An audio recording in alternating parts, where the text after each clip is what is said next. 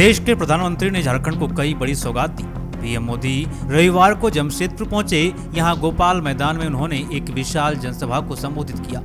इससे पहले इन्होंने रांची से ऑनलाइन माध्यम से वंदे भारत ट्रेन को हरी झंडी दिखाई, जिसके बाद वह जमशेदपुर पहुंचकर लोगों के बीच उत्साह का संचार किया। दरअसल मौसम खराब होने की वजह से उनके कार्यक्रम में बदलाव किया गया। वह सुबह में जमशेदपुर नहीं पहुंच सके, इसलिए रांची से ऑनलाइन होकर उन्होंने ट्रेनों को हरी झंडी दिखाई। बाद में सड़क मार्ग से बिष्टुपुर के गोपाल मैदान में जनता को संबोधित किया। मोबाइल टॉर्च चलाकर प्रधानमंत्री का लोगों ने स्वागत किया। यहाँ पीएम मोदी ने कहा कि आमने सामने आकर बातचीत करूंगा, इसलिए मैं सड़क मार्ग से आया। साथियों, कोई भी रुकावट मुझे आपसे अलग नहीं कर सकती। मैं आपके दर्शन किए बिना वापस नहीं जाऊंगा। इन्होंने कर्मा पर्व की बधाई देते हुए कहा कि उत्सव के इस माहौल में झारखंड को 6 नई वंदे भारत ट्रेन मिली है। इन ट्रेनों से युवाओं के लिए रोजगार व प्रगति के अवसर बनेंगे। आज हजारों गरीबों को पीएम आवास योजना के तहत पक्के घर भी मिले। कर्मा पूजा के दिन बहनें इस घर में प्रवेश कर पाएंगे। इनमें से ज्यादातर घर मेरी माताओं बहनों के नाम पर है। कर्मा पूजा के दिन बहनें अपने भाई की लंबी आयु के लिए प्रार्थना करती है।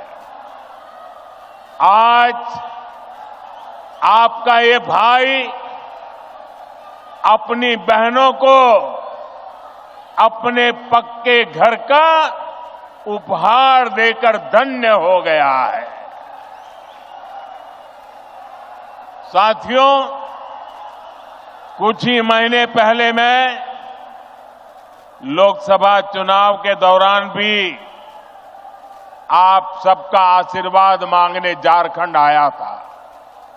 मोदी ने कहा कि आपका ये भाई अपनी बहनों को पक्के घर का उपहार देकर धन्य हो गया। पीएम मोदी ने कहा कि लोकसभा चुनाव में मोदी को हराने के लिए सारा विपक्ष एकजुट था, लेकिन आपका आशीर्वाद उन सब पर भारी पड़ा। देश को मोदी पर भरोसा है। युवाओं, मध्य वर्ग का भरोसा मोदी है।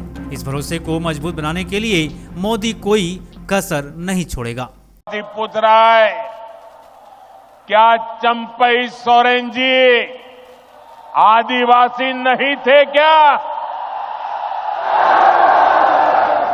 क्या वो एक गरीब परिवार से नहीं आते थे क्या? लेकिन जिस तरह उन्हें अपमानित किया गया, जिस तरह मुख्यमंत्री की कुर्सी कब्जाने के लिए उन्हें अपमानित करके हटाया गया, उससे झारखंड के हर गरीब आदिवासी का दिल गहरी चोट पहुंची है, दुख से भरा हुआ है। सीता सोरेन जी तो उनके ही परिवार, अपने ही परिवार से थी, लेकिन एक महिला होने के बावजूद उन्हें अपमानित और बेदखल किया गया। इसका जवाब झारखंड का हर आदिवासी देगा। झारखंड की हर माता, हर बहन, हर बेटी देगी। साथियों, झारखंड का निर्माण बड़े सपनों के लिए हुआ था, लेकिन इन सपनों का, इन आकांक्षाओं का क्या हुआ? ये सब भ्रष्टाचार और लूट की भेंट चढ़ गए। और आप जानते हैं, इस देश की सबसे बेईमान और महाभ्रष्ट पार्टी एक ही है, कांग्रेस पार्टी। इस देश का सबसे भ्रष्ट परिवार एक ही है, कांग्रेस का परिवार। भ्रष्टाचार की सारी धाराएं वहीं से निकलती है। ये जेएमएम वाले भी उसी स्कूल से ट्रेनिंग लेते हैं और उस स्कूल का नाम है कांग्रेस स्कूल ऑफ करप्शन। साथियों, मैं घुसपैठ की बात कर रहा था। संथाल परगना में आदिवासियों की आबादी तेजी से कम हो रही है। यहां के लोगों की जमीनें हड़पी जा रही है। घुसपैठिए पंचायतों पर, व्यवस्था पर कब्जा कर रहे हैं। बेटियों के साथ अत्याचार की वारदातें बढ़ रही है। झारखंड के शहर हो या झारखंड के गांव, इस घुसपैठ के कारण हर झारखंडी असुरक्षित महसूस कर रहा है। साथियों, सच्चाई ये है कि जेएमएम के लोग बांग्लादेशी और रोहिंग्या घुसपैठियों के साथ खड़े हैं।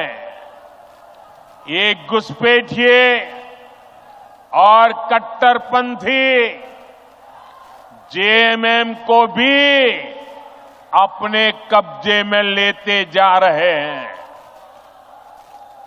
इनके लोग झारखंड मुक्ति मोर्चे के भीतर भी घुस गए हैं। जानते हैं ऐसा क्यों हुआ? क्योंकि जेएमएम में कांग्रेस का भूत घुस गया है।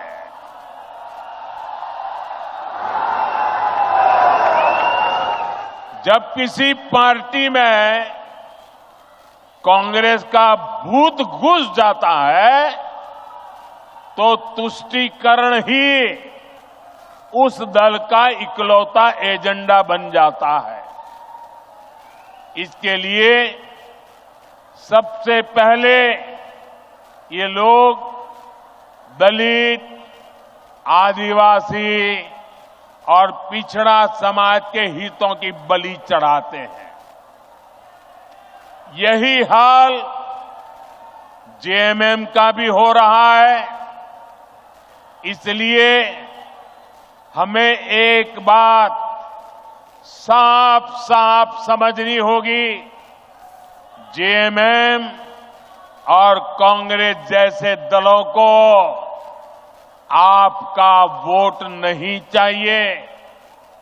ये दल मजहब के नाम पर अपना वोट बैंक बनाना चाहते हैं। यही समय है, हमें इस खतरे को यहीं पर रोकना होगा।